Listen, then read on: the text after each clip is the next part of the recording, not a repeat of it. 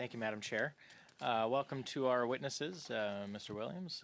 Nice to see you again, Mr. Royce. Thank you for coming. If I heard correctly, you represent 3,500 or 3,400 dealers across the country. Is that for all the manufacturers, or is there a group that is not included in that?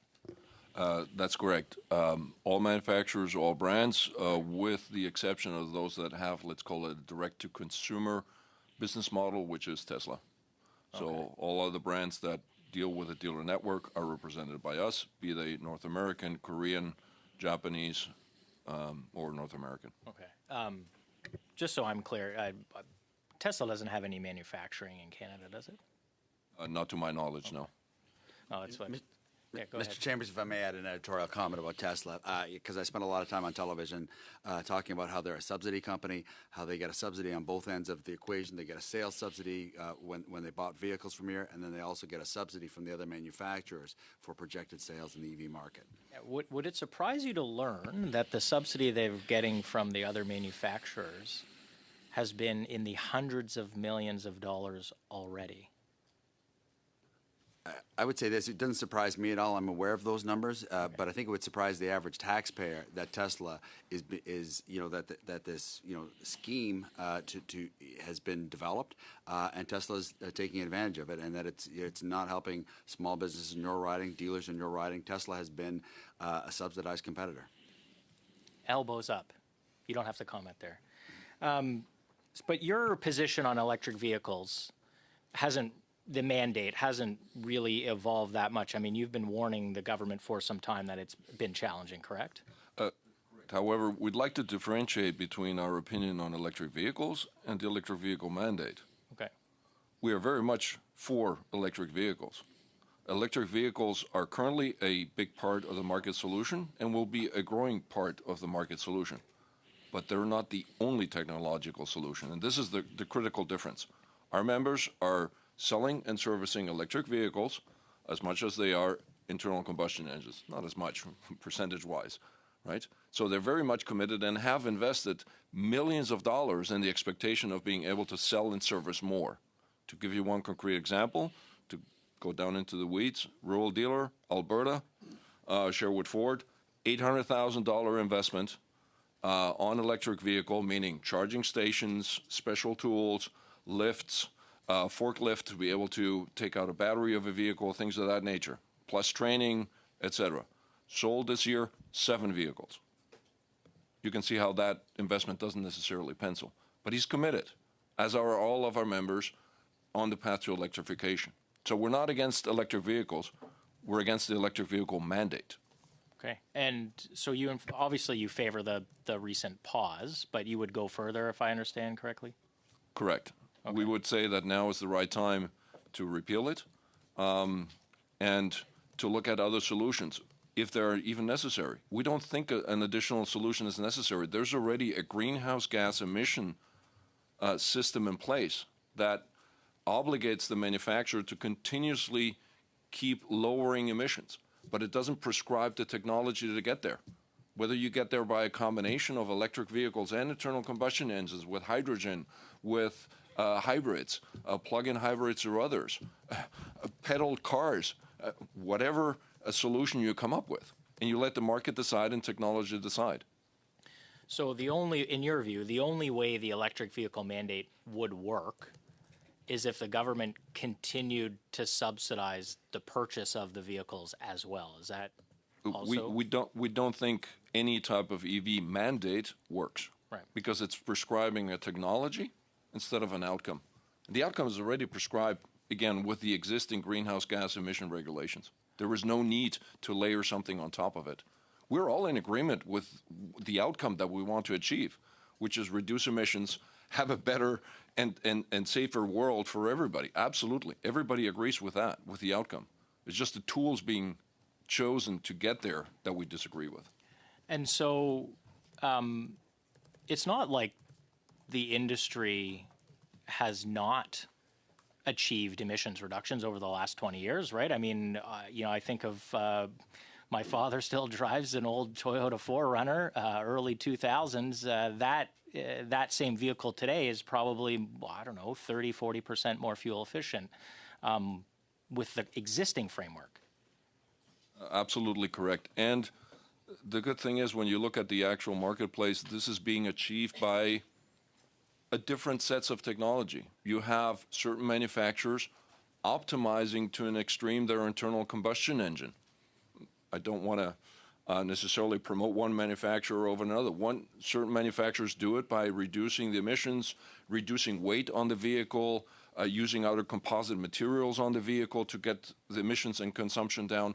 Others do very well with electric vehicles, full electric vehicles. Other manufacturers do very well with hybrids in different iterations. Perfect. I have 10 seconds left. Our job is to make recommendations to government. So you would recommend to repeal the mandate totally. That's your testimony, correct? Correct. It is unnecessary.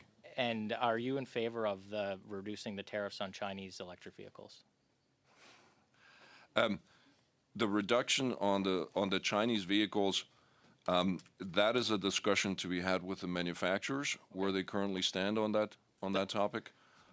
For us, we would just like to outline an example from a different part of the world, what we called the Australia scenario that we transmitted in our trade mission in Washington to the U.S. senators that we met and our counterparts, which is when Australia no longer had a automotive manufacturing sector. The last one that pulled out was General Motors with the Holden brand that they had there. The Australian government was then faced with a choice. You can no longer protect the jobs in the automotive manufacturing side.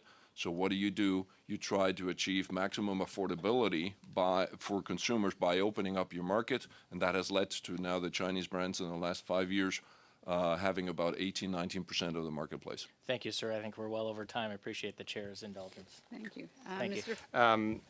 Mr. Williams, a question for you.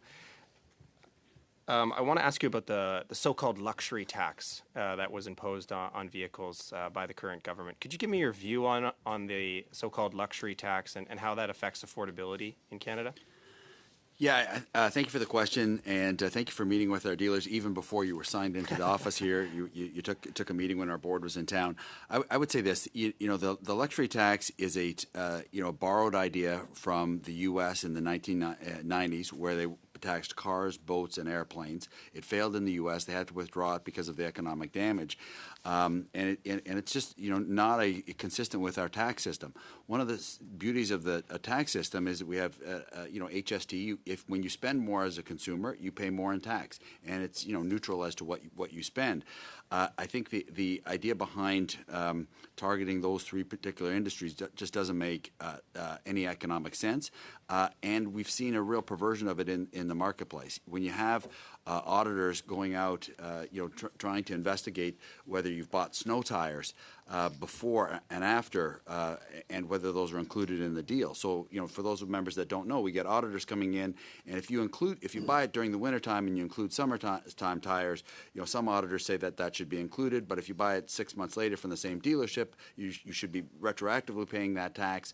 But if you buy it across the street from Canadian Tire, there's no tax on it. So, there's some really nonsensical items. I want to give credit to the previous Minister of Finance that he listened to Bill Morneau, that he listened to our pleas to start the tax at $100,000 as opposed to $0, which has lessened the element of it. But as we're under all of these pressures from tariffs, all of these pressures on inputs from steel, aluminum, copper, other things, it is just untenable that we would live in a world with luxury tax.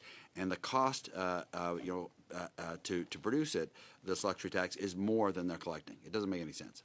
So to confirm, I'm sorry, I think I have a few seconds left. over. Oh, you do? No? I'll just say, is it your Okay, go ahead. testimony today that the luxury tax should be repealed then? It absolutely should be repealed. Thank you very much. Madame Lapointe.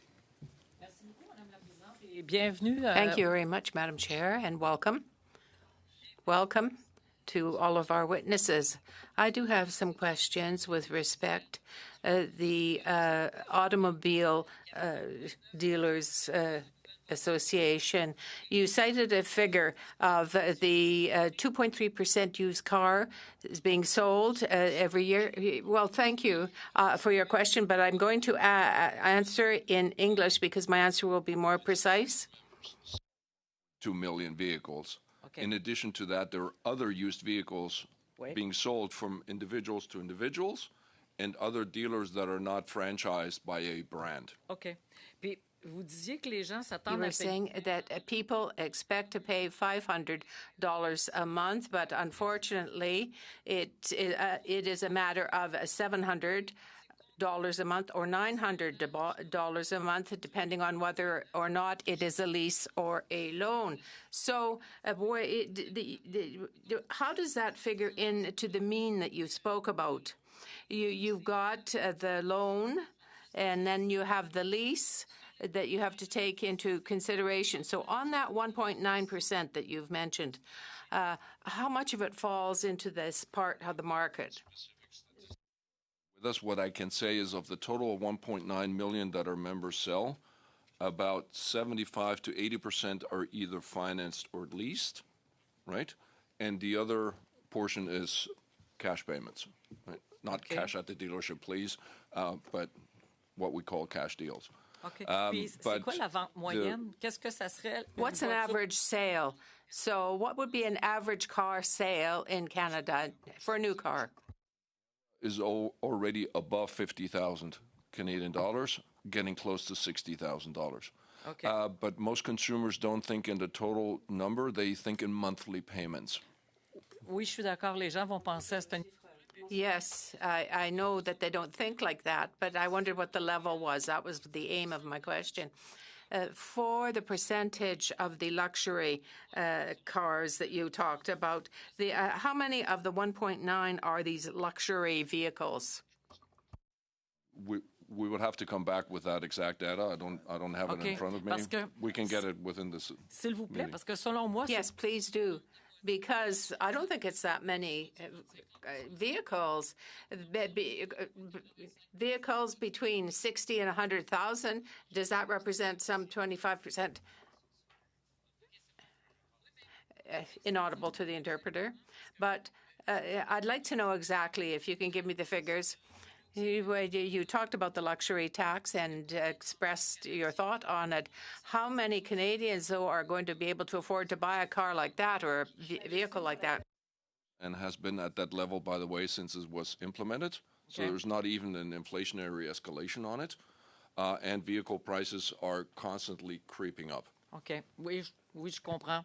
Puis dites-moi I donc. understand. So tell me then, when was that luxury tax put in place? Did it lead to a drop in the sale of vehicles? I know you referred cars and planes. Sales have decreased since then. OK.